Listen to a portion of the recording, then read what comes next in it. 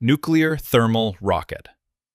You sit strapped in, feeling the launch tremor rattling your teeth, imagining a trip to Mars taking weeks, not months. The crazy part? The engineers in the 60s actually built full-scale test stands to prove the idea. They called it NERVA, short for Nuclear Engine for Rocket Vehicle Application. This was not just some wild theory scribbled on a chalkboard in a basement by a guy who had too much coffee. No, the United States government sank over $1 billion into it. $1 billion in 1960 money. They built massive, sprawling facilities in the Nevada desert, far from human populations, called Jackass Flats. Because when you are building a rocket that literally shoots radiation out the back, you want a whole lot of sand between you and the nearest city. The trick is brutally simple. In a normal chemical rocket, like the Saturn V or a modern Falcon 9, you mix fuel and oxidizer, set it on fire, and the controlled explosion pushes you up. It is incredibly heavy, incredibly dangerous, and horribly inefficient. To get 1 pound of payload to the moon, you need hundreds of pounds of explosive chemical fuel. A nuclear thermal rocket throws all of that archaic chemistry out the window. You take a literal nuclear reactor, strip away the heavy lead and concrete shielding, and pump liquid hydrogen directly through the superheated uranium core. The hydrogen flash boils, expand violently, and roars out the nozzle.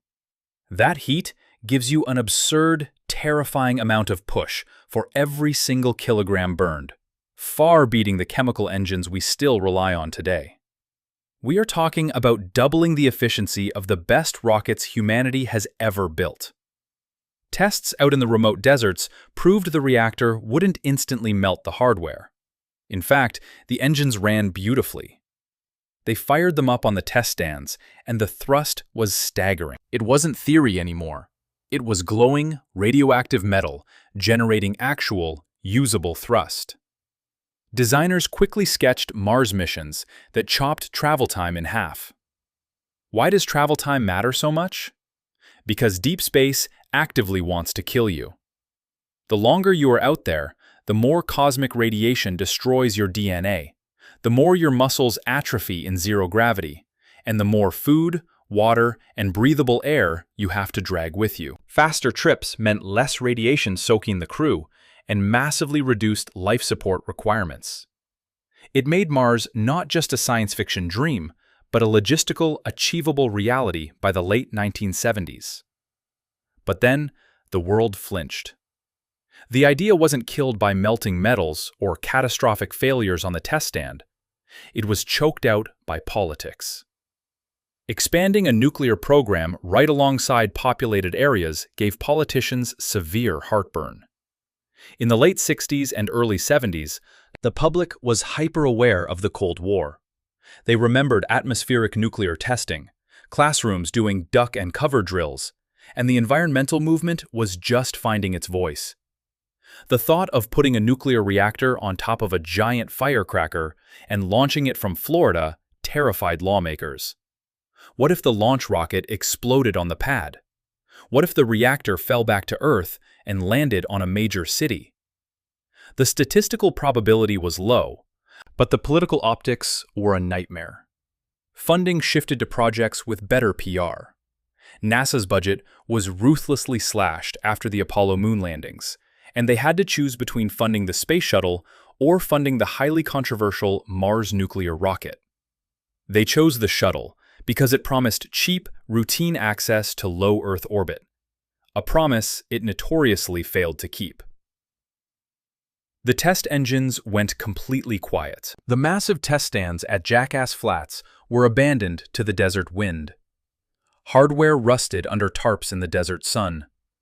The expertise scattered across universities and private defense contractors.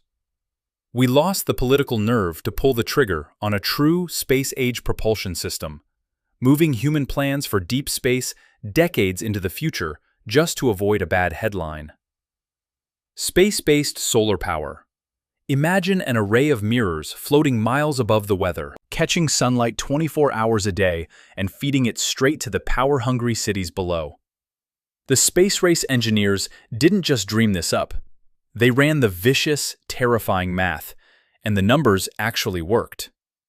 Down here on Earth, solar panels have a massive problem. Nighttime, clouds, winter. The atmosphere filters out a huge chunk of the sun's energy, and for 12 hours a day, your highly expensive panels do absolutely nothing. It is an intermittent power source, trying to feed a planet that never sleeps. But outside the atmosphere, sunlight is viciously constant. It never rains. The sun never sets. It is an endless torrent of pure, unfiltered thermal energy. The concept, proposed in the late 1960s by engineer Peter Glaser, was breathtakingly ambitious. Construct massive orbital solar panels, some designs spanning 50 square kilometers, that convert that raw sunlight into electricity. You then power a massive transmitter and shoot a highly focused microwave beam straight down to a receiving grid on Earth. This wasn't a science fiction death ray. The concept specifically used microwaves because they pass straight through clouds, rain, and atmospheric distortion without losing energy.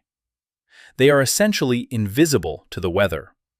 On the ground, a massive rectenna, a rectifying antenna, spanning miles of desert or floating off the coast, would catch the beam, convert it directly into high-voltage direct current, and pump it into the national grid as clean, infinite baseload power. The physics was incredibly sound. Studies by NASA and the Department of Energy confirmed that the concept broke absolutely no laws of thermodynamics. It was theoretically possible.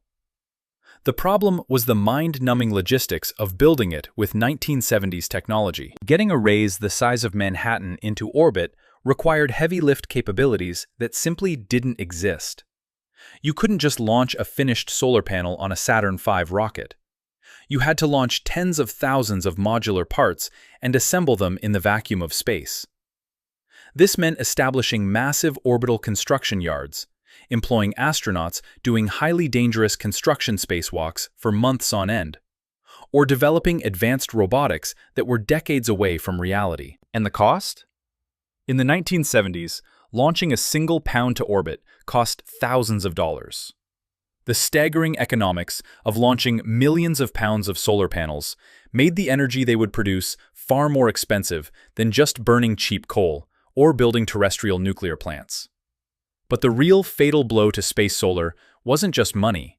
It was international red tape and pure, unadulterated Cold War fear. A massive machine that beams gigawatts of energy from orbit to the Earth's surface looks an awful lot like a weapon of mass destruction.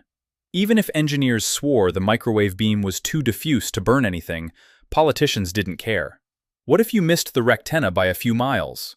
What if the targeting system was hacked by a foreign power, and the beam was focused onto a city instead of a desert? Launching giant microwave lasers over international borders raised immediate, terrifying treaty concerns.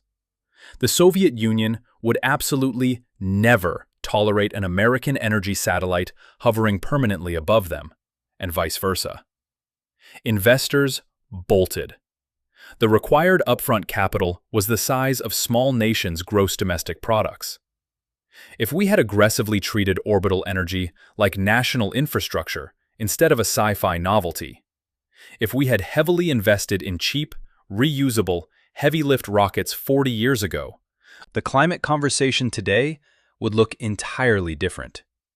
Instead, the idea was buried in filing cabinets deep inside the Department of Energy, leaving us burning coal, choking on emissions, and arguing over lithium, while infinite, clean energy floats just a few hundred miles over our heads, waiting for someone brave enough to build the ladder.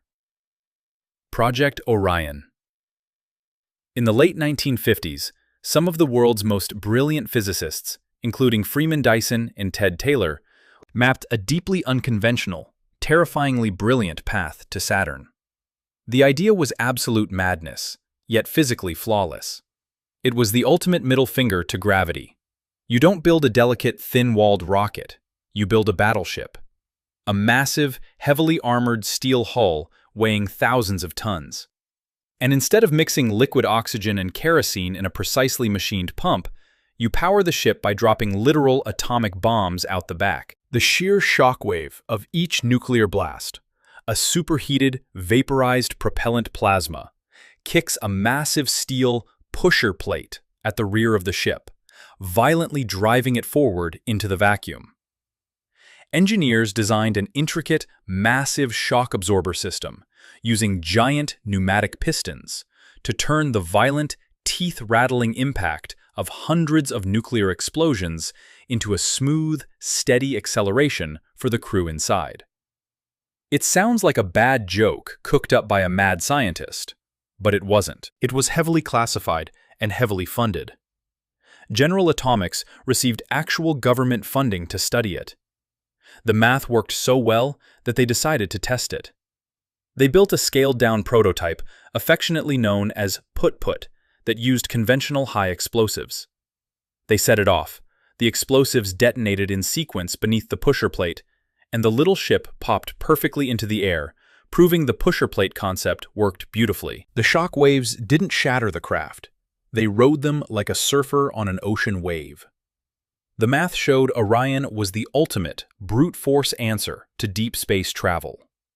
It didn't just solve the propulsion problem, it completely shattered it.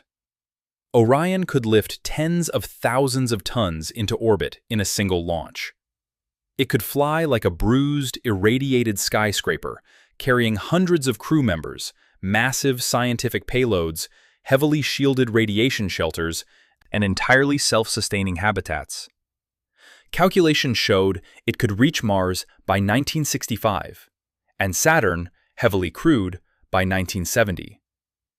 It was a ship designed to conquer the solar system, not just visit it. But international law arrived before the ship did.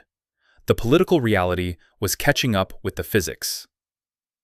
The 1963 Partial Nuclear Test Ban Treaty outlawed detonating nuclear weapons in space, underwater, and in the atmosphere. The treaty was designed to stop the US and the Soviets from poisoning the atmosphere with radioactive fallout.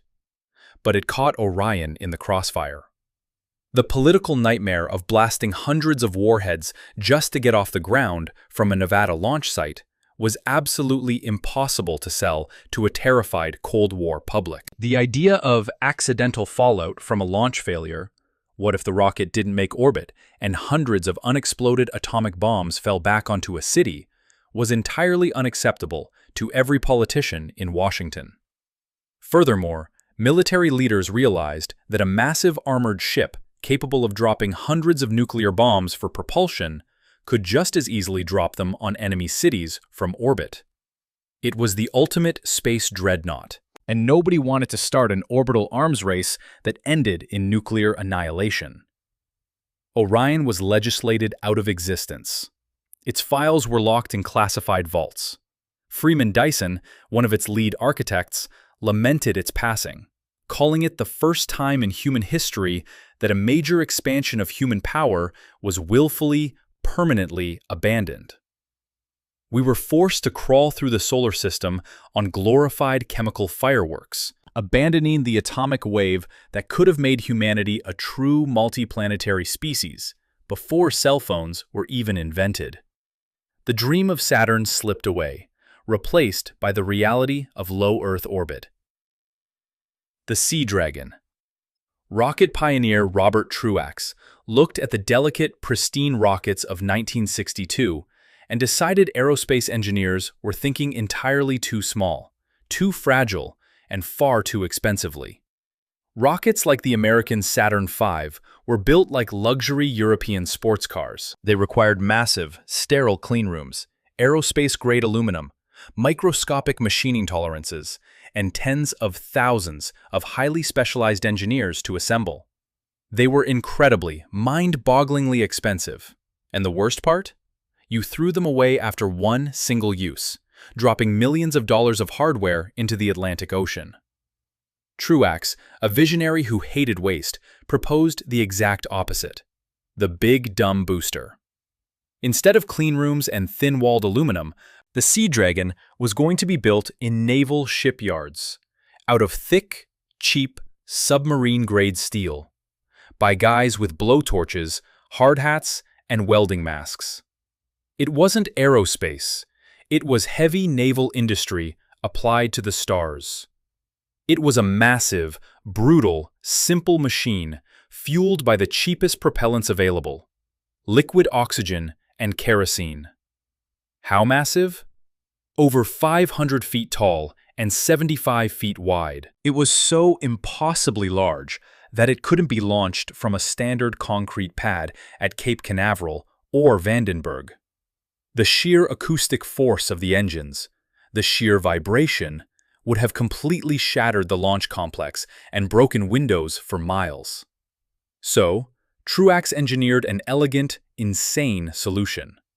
You towed this monster out to sea horizontally, pulling it behind a Navy tugboat like a massive floating dry dock. Once in the deep, international waters of the Pacific, you pumped seawater ballast into the heavy bottom engine section, standing it straight upright in the ocean. The ocean itself acted as the infinite, indestructible launch pad, absorbing the immense sound, vibration, and heat. You ignited the single, gargantuan, 80-million-pound thrust engine directly underwater, and the sea furiously boiled as the Sea Dragon rose out of the foam like a mythological beast. It was designed to lift an unbelievable 1.2 million pounds, equivalent to an entire international space station, into orbit in one single shot, for absolute pennies on the dollar. For context, the mighty Saturn V only lifted about 300,000 pounds and cost infinitely more. Why didn't this cheap ocean titan ever fly? Institutional vanity and entrenched economics. NASA was already deeply married to the sprawling, incredibly expensive onshore infrastructure they were building in Florida. The entire American aerospace economy was built around high-tech, high-cost precision manufacturing located in politically important voting districts. A cheap, dirty shipyard rocket threatened the massive budgets of established aerospace contractors like Boeing, North American Aviation, and Douglas. If you could build rockets like cargo ships, you didn't need thousands of aerospace PhDs. You just needed hundreds of blue-collar welders in San Diego. The established powers hated it. The Sea Dragon was quietly, ruthlessly killed off by budget committees. It was too radically different, entirely too cheap, and simply didn't fit the pristine, high-tech, lab-coat image that space-age bureaucrats wanted to present to the world. We abandoned the dirty shipyards for the sterile clean rooms, and space travel remained exclusively, punitively expensive for another 50 years. Project Horizon. Look up at the moon tonight, glowing silently above the clouds, and instead of an empty, gray rock, try picturing a heavily fortified, deeply entrenched military base, bristling with high-powered radar and holding a commanding, terrifying view of the entire Earth. In 1959, before the peaceful 1959, before the peaceful civilian Apollo program had even found its footing, the United States Army drafted a detailed, remarkably aggressive plan to literally annex the lunar surface. The goal wasn't scientific exploration or national prestige. It was a military occupation. The Army recognized that whoever controlled the moon controlled the ultimate high ground of the Cold War. From the moon, stationed 250,000 miles away, you could observe every inch of the Earth without being shot down, intercept Soviet communications bouncing through the atmosphere, and potentially even stage nuclear weapons completely beyond the reach of Moscow's ICBMs. The plan, dubbed Project Horizon, called for heavily armed soldiers to assemble the base from prefabricated modules launched by dozens of advanced Saturn rockets over a period of years, culminating in a fully operational, crude military outpost exactly by 1967. They wouldn't just land and plant a flag. They would dig deep, heavily fortified trenches in the violent, jagged lunar regolith. They planned to bury their habitats entirely beneath the dirt to protect the crew against the deadly cosmic radiation of deep space and the relentless sandblasting of micrometeorites. They planned to establish massive, self-sustaining outposts powered by buried nuclear reactors, essentially creating a subterranean nuclear fortress on another world. The engineering was unbelievably aggressive, fueled entirely by pure Cold War paranoia and the very real, very pressing fear that if America didn't militarize the moon first, the Soviet Red Army absolutely would. But then, President Dwight D. Eisenhower stepped in, and the entire trajectory of human history changed. An old five-star general himself, the man who commanded the D-Day landings, he saw the terrifying, apocalyptic escalation this moon base represented. He knew that putting soldiers on the moon wouldn't secure peace. It would merely export the Cold War to the stars, turning the solar system into a permanent, heavily armed standoff.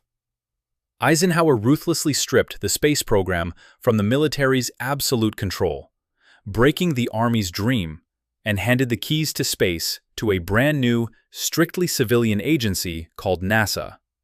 He insisted that the American push into space be presented to the world as a peaceful, scientific laboratory, a great adventure for all mankind, not an aggressive expansion of military territory. The beautiful vision of peaceful exploration narrowly beat out the urge to turn the moon into a heavily armed trench system.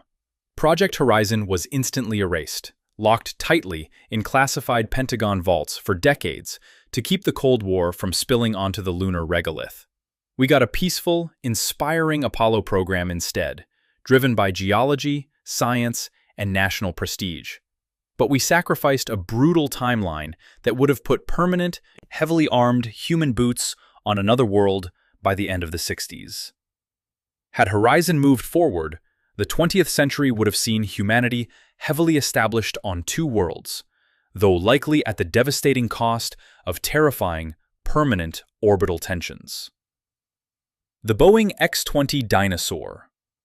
2 decades before the iconic space shuttle ever flew its first mission, the United States Air Force was already bending metal on its ruthless, highly classified military ancestor. Started in 1957, the Dyna-Soar, short for Dynamic Soarer, was a sleek, black, delta-winged spaceplane designed as a reusable manned bomber, a high-altitude interceptor, and an untouchable intelligence gatherer. It looked like a cross between a fighter jet and a spacecraft, painted entirely in radar-absorbing black. The concept was terrifyingly elegant. Unlike a Mercury or Apollo capsule that simply falls passively back to Earth under a parachute, splashing into the ocean, to be picked up by a massive naval fleet, the Dyna-Soar would ride a massive Titan III rocket into orbit. It would execute its highly classified mission, photographing Soviet missile installations, inspecting or perhaps destroying enemy satellites, or potentially even delivering a rapid-strike nuclear payload from space. And then completely reinvent how atmospheric reentry worked. Instead of plunging straight down through the atmosphere in a fiery ball like a meteor, it would skip off the upper atmosphere like a flat stone skipping across a calm pond. This dynamic skipping trajectory, bouncing along the very edge of space, allowed the terrifying black glider to bleed off massive amounts of heat while maintaining blistering hypersonic speeds. This bouncing gave the pilot incredible cross-range capability. They weren't a passenger in a falling can, they were a pilot. They could actively maneuver thousands of miles left or right of their original orbital path, changing their destination mid-flight to dodge Soviet airspace, completely unpredictable from the ground. Then, they would drop through the lower atmosphere, surviving the heat, and glide steeply back to land on a concrete runway, like a conventional, albeit screamingly fast, jet fighter. Astronauts were actively training for it, forming an elite secret cadre of military test pilots, including a young Neil Armstrong. Full-scale mock-ups were built, wind tunnel testing was completed, and massive aerospace contractors were gearing up the assembly lines for full production. It was the absolute bleeding edge of aerospace engineering, pushing material science, specifically exotic, heat-resistant alloys, to the absolute limit just to survive the frictional nightmare of re-entry. So why did the government pull the plug just as the metal was getting hot and the pilots were getting ready? The incredibly powerful Secretary of Defense, Robert McNamara, ruthlessly killed the program in 1963 because the mission itself was fundamentally a redundant mess. The Dyna-Soar was brilliant engineering without a clear, unbeatable purpose. Technology was moving much faster than the spaceplane's development cycle. Automated robotic spy satellites, like the highly classified Corona program, were getting cheaper, smaller, and vastly better at taking pictures. The military realized they could do the orbital reconnaissance work without risking a highly trained pilot in a multi-billion-dollar glider. At the exact same time, NASA's civilian Gemini program offered a much faster, much cheaper route to learning how humans functioned in extended spaceflight, stealing the Dyna-Soar's thunder. The Dyna-Soar became a brilliant solution looking for a problem.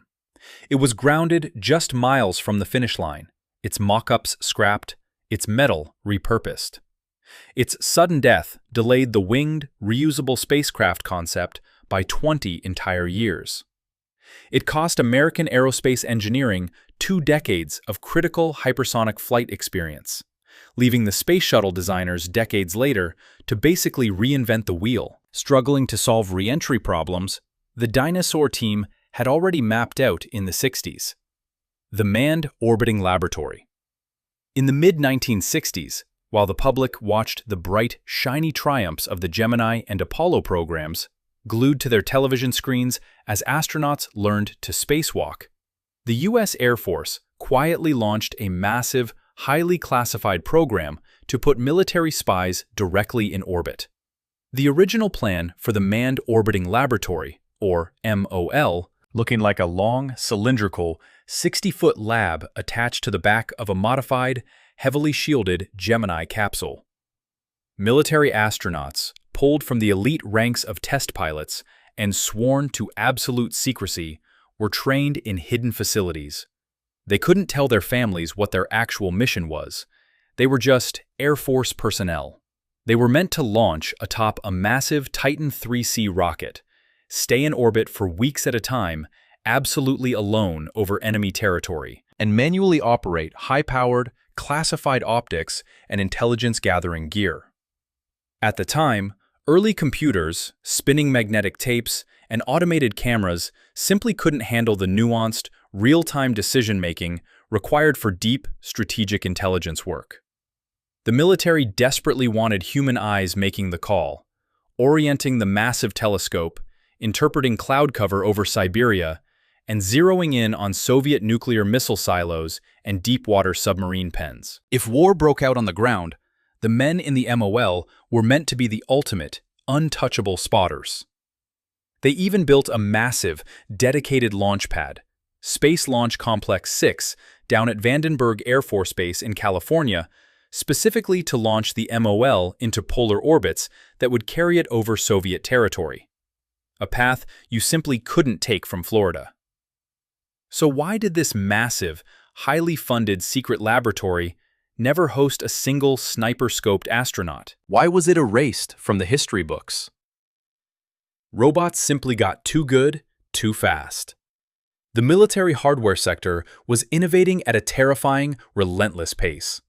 By the late 1960s, the newest generation of automated surveillance satellites, specifically the KH-9 Hexagon, often just called Big Bird, had advanced so rapidly that they could capture incredibly high-resolution images, store them on miles of film, and drop the precious film canisters back to Earth automatically, caught mid-air by specialized planes over the Pacific Ocean.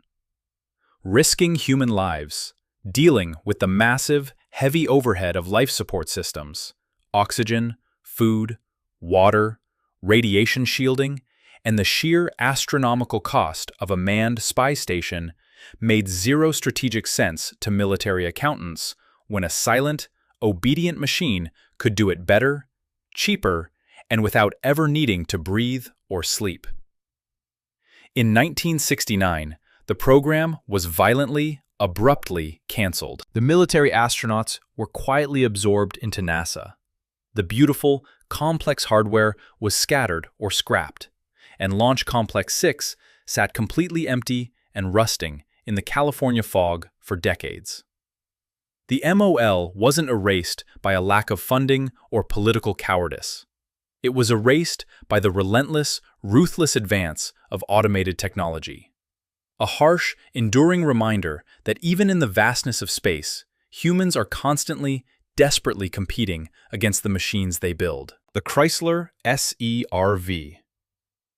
When NASA finally won the exhausting, bitter political battle to build a reusable space shuttle in the early 1970s, they asked the entire aerospace industry for their best ideas. Chrysler, a company you usually associate with minivans and muscle cars, handed them a massive, blunt cone designed to launch vertically, drop heavy cargo in orbit, and return to land securely on its base, completely intact. No shedding stages over the ocean. No massive, fragile external fuel tanks breaking apart. No highly flammable solid rocket boosters. Proposed in 1971, the single-stage Earth Orbital Reusable Vehicle, or SERV, was a true, pure, single-stage-to-orbit spaceship. It looked exactly like a giant flying saucer attached to the top of an aerospike engine. The kind of ship you'd expect to see landing on the White House lawn in a 1950s sci-fi movie. The aerospike engine was the terrifying genius of the entire design. A traditional rocket nozzle works perfectly at one specific atmospheric altitude, but loses massive efficiency as it climbs into the thinner air and vacuum of space. An aerospike essentially turns the nozzle inside out. It automatically, fluidly adjusts to the changing atmospheric pressure, maintaining maximum efficiency from the heavy gravity of the launch pad all the way to orbital vacuum. The SERV would fire its massive spike engine, roaring its way to the stars, open giant clamshell doors in its top to elegantly release massive cargo pods, spy satellites, or entire space station modules into orbit, and then re-enter the atmosphere huge, heat shield first. Instead of gliding down to a massive, expensive 3-mile runway like an airplane, using jet engines deployed near the ground, it would fire thrusters and gently touch down vertically on a landing pad, returning exactly to where it launched from, ready to be refueled, loaded, and flown again within days, not months. It promised incredibly rapid turnaround times and drastically, beautifully slashed costs compared to the incredibly complex, incredibly fragile, winged space shuttle we eventually got stuck with. Why did NASA reject this elegant, monolithic beast for a winged glider strapped to bombs? Pure, unadulterated political compromise. The space shuttle was designed by a sprawling committee, and the committee had too many masters pulling the strings. NASA desperately wanted a cheap, simple truck for low Earth orbit. But their budget was being slashed, and they absolutely needed the Air Force's political support to get the funding through Congress. The Air Force, still obsessed with spy missions, demanded the ability to steer the craft wildly off course upon terrible, blazing re-entry. Thousands of miles of cross-range capability to dodge enemy territory or perform single-orbit, drop-in spy missions over Moscow and land in Allied territory. That aggressive, highly classified military requirement absolutely mandated the use of large, heavy, fragile delta wings. Something a beautiful blunt cone like the SERV fundamentally did not have. Furthermore, developing a giant aerospike engine large enough to lift the entire, massive ship in one stage was completely unproven technology, and the budget risk absolutely terrified the accountants at a time when NASA's funding was shrinking rapidly in the post-Apollo hangover. The SERV was erased by trying to please too many people at once. By blending rigid, classified military demands with civilian scientific needs, The nation ended up forced into a complex, fragile, multi-stage orbiter that killed 2 crews, instead of fully committing to the simplicity and safety of a true single-stage spaceship. The Soviet UR-700. At the absolute frenzied peak of the desperate, unforgiving race to the moon, Soviet engineering titan Vladimir Chelomey looked at America's towering, brilliantly complex Saturn V, looked at his bitter rival Sergei Korolyov's dangerously unreliable N-1 rocket, and decided they were both thinking too delicately, too precisely, and far too timidly. He didn't just want a rocket, he wanted an industrial sledgehammer. He designed a brute force, terrifying alternative. The UR-700 was a direct ascent monster. To understand how crazy this was, you have to understand Apollo. The American moon landings relied on something called lunar orbit rendezvous, launching a heavy command module and a fragile, tiny, cramped little lander, flying them together to the moon, separating them, landing the tin can onto the dust, launching back up, and docking again perfectly in the cold, dead vacuum of lunar orbit. It was a perilous, incredibly complex, mathematically terrifying mechanical ballet. Chelomey said absolutely not. The UR-700 was designed to just shove an enormous, heavily armored, fully fueled spacecraft straight from the launch pad in Baikonur directly to the moon's surface, land the entire massive thing upright, and launch the entire multi-story structure straight back to Earth. No intricate orbital docking, no delicate separation maneuvers, just pure, unadulterated, mind-numbing rocket power. But the moon was just a stepping stone. Later iterations of his terrifying design evolved the massive, clustered boosters into the legendary Ilita project, a terrifying, nuclear-powered, multi-stage train designed to push massive amounts of hardware straight from Earth orbit to Mars, carrying a massive crew, heavy industrial drilling equipment, and entire modular habitats. It was a modular titan, clustered together in huge, terrifying bundles of hypergolic engines that could instantly scale up to lift staggering payloads that made American Apollo engineers break out in a cold sweat. So why did it never clear the towering launch towers in Kazakhstan? It was murdered by its own paranoid, fractured government. The Soviet space program, unlike NASA, was severely fragmented, with rival, wildly egotistical design bureaus fighting viciously for incredibly limited military funds and the favor of the Politburo in Moscow. Chelomey's brute force sledgehammer vision clashed instantly and terminally with Sergei Korolev, the politically connected, undisputed chief designer of the Soviet space program, the man who put Sputnik in orbit. Korolev insisted on his own massive rocket, the N-1. The Soviet leadership backed Korolev, freezing Chelomey out of the moon race. But the N-1 was tragically rushed, overly complex, featuring 30 separate engines on its first stage, and suffered from disastrous, unfixable engine control computer problems. It spectacularly, violently exploded during every single orbital test flight, including one horrific launch that completely vaporized its entire launch pad in the largest non-nuclear explosion in human history, wiping the Soviet moon dream off the map in a pillar of fire. When the Americans successfully claimed the moon a few weeks later, the Soviet mega-rocket dreams suddenly became a massive, humiliating geopolitical embarrassment for the Communist Party. The programs were quickly, quietly, ruthlessly shredded. Documents were burned. The massive boosters were broken down for scrap metal. The UR-700 was erased entirely, not by the immutable laws of physics, but by bitter political infighting, massive egos, and bureaucratic backstabbing, permanently trapping the Soviet Union in low Earth orbit when they had the raw, brutal, tested hardware mapped out on paper to reach the red dust of Mars decades before anyone else. Electroactive wound dressing.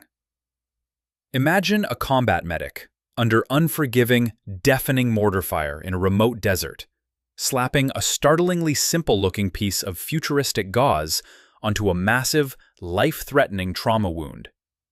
Instead of just soaking up the blood helplessly, the bandage itself immediately wakes up. It begins sending tiny, precise, highly calibrated electrical nudges straight into the damaged human tissue, literally forcing the broken cells to close the gap safely, cleanly, and incredibly rapidly. NASA Langley researchers didn't set out to build literal medical magic. They were desperately trying to solve the horrifying problem of zero-gravity medical care in deep space. On a multi-year mission to Mars, a severe laceration, a deep puncture, or an aggressive infection isn't just a sick day. It is a brutal, agonizing death sentence. You can't exactly carry an entire, sterile hospital wing, a team of specialized trauma surgeons, and endless pallets of antibiotics in a tiny, cramped, zero-gravity capsule millions of miles from the nearest emergency room. So, the engineers turned to advanced material science. They engineered hyper-advanced mats of a highly specialized synthetic material called polyvinylidene fluoride, meticulously spinning them into incredibly delicate, highly aligned nanofibers. The absolute genius of the design, the thing that makes it feel like it fell out of a time machine, is that it generates a continuous microvolt electric charge entirely on its own. It needs no battery, no wires, and no power pack. It creates electricity just from being gently warmed by human skin contact or being slightly flexed by the simple, unconscious body movement of the patient breathing. That small, persistent electrical charge is not just a parlor trick. It perfectly, flawlessly mimics the human body's own natural healing signals that are sent to a wound site. It essentially acts as a localized, high-definition megaphone for the immune system, aggressively guiding cells to migrate to the torn site and rebuild human tissue at a terrifyingly, unbelievably accelerated speed. Years later, rigorous lab and animal testing on Earth showed the results were not just promising, they were undeniably, mathematically profound. Horrendously treated wounds closed remarkably, almost unnervingly fast. Intricate collagen matrices formed much tighter, stronger protocols over the scar tissue. And perhaps most importantly for survival, dangerous, deadly infection rates absolutely plummeted. The bacteria literally struggled to survive and multiply in the slightly electrified, highly active environment created by the dressing. And again, best of all, it needed absolutely zero batteries, no maintenance, and no external power sources to run indefinitely. It was precisely, unequivocally, what a lonely astronaut stationed on a freezing, dusty, lonely Martian outpost, 6 entire months away from a proper surgeon, desperately needed to survive the frontier. So the obvious, screaming question remains, why isn't this miraculous, life-saving smart fabric sitting in every single trauma kit, every high school ambulance, and every combat medics pack on Earth right this very second? The science was flawless. The engineering was magnificent.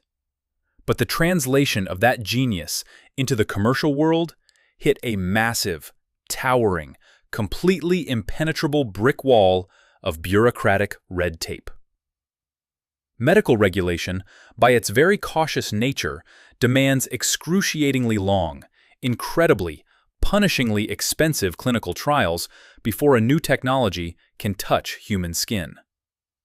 We are talking 5 to 10 solid years of dense paperwork, grueling Phase 1, Phase 2, and Phase 3 human trials, costing upwards of tens of millions of dollars before a product can even be legally, safely sold to the general public.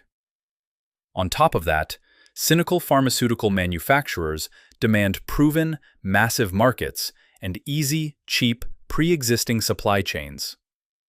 Nervous, budget-conscious hospital purchasing boards prefer buying cheap, proven cotton bandages from China in massive, heavily discounted bulk orders. They are terrified of taking a massive financial risk on untested, space-age miracles that require completely retraining their nursing staff.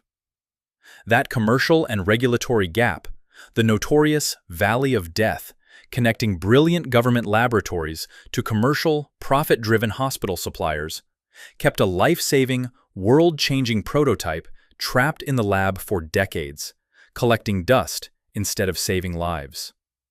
The hardest, most brutal truth of this entire video is that this brilliant, world-altering invention wasn't erased by a tragic failure of science, or a lack of funding, or bad engineering. It was swallowed whole, digested, and forgotten by Earth's slow-moving bureaucracy. It was delayed by systemic, paralyzing caution, reminding us that even the most brilliant, paradigm-shifting engineering on the planet still has to survive the brutal, slow-grinding gears, the boardrooms, and the red tape of the real world before it ever gets the chance to change it.